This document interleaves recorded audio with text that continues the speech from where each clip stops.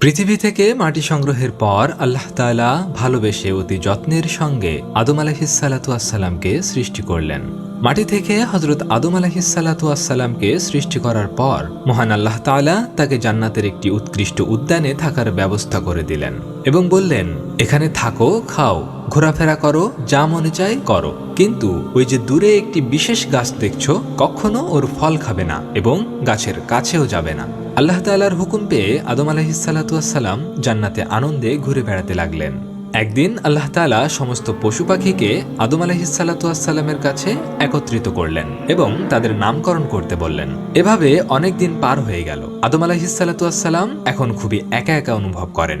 কেউ যদি তার সাথে থাকতো, কথা বলতো, তাহলে কতই না ভালো হতো। একদিন আদম আলাইহিসসালাতু ওয়াসসালামের বাম পাজরের হাড় থেকে আল্লাহ তাআলা একজন নারী সৃষ্টি করলেন। নাম দিলেন হাওয়া আলাইহিসসালাতু ওয়াসসালাম।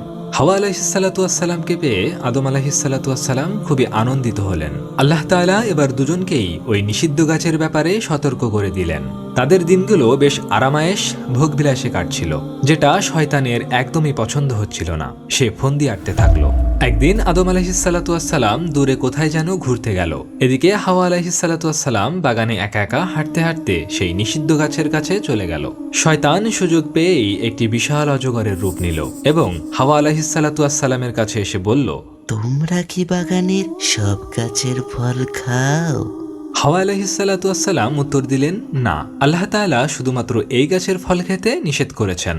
শয়তান বলল, তুমি কি জানো আল্লাহ তাআলা কেন তোমাদের এই গাছের ফল খেতে নিষেধ করেছেন?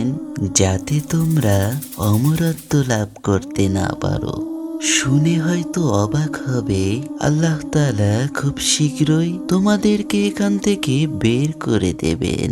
এই গাছের ফল এতটাই মিষ্টি এবং সুস্বাদু যে তোমরা ভাবতেই পারবে না।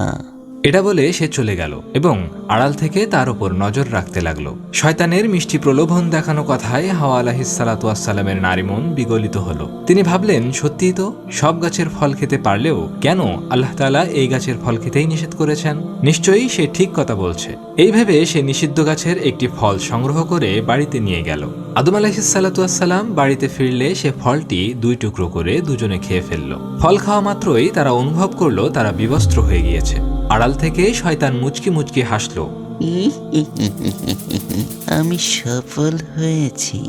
আদম ও হাওয়া আলাইহিসসালাতু ওয়াসসালাম তাদের লজ্জাস্থান লুকাতে বড় বড় ডুমুরের পাতা ব্যবহার করলেন।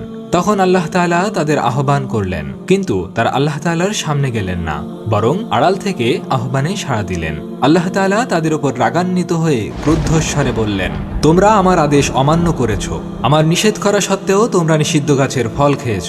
তোমাদের শাস্তি, এখন তোমরা আমার নিয়ামতপূর্ণ জান্নাত ত্যাগ করে পৃথিবীতে চলে যাও। সেখানে হাওয়া কঠিন প্রসব বেদনা সহ্য করে সন্তান জন্ম দেবে, আর আদম সারাদিন কঠোর পরিশ্রম করে খাবার সংগ্রহ করবে। এই বলে আল্লাহ তাআলা তাদের সুখময় জান্নাত থেকে নির্বাসন দিয়ে পৃথিবীতে পাঠিয়ে দিলেন। ভালো লাগলে অবশ্যই সাবস্ক্রাইব করুন এবং আমাদের অনন্ত পথ চলার সঙ্গী হয়ে যান।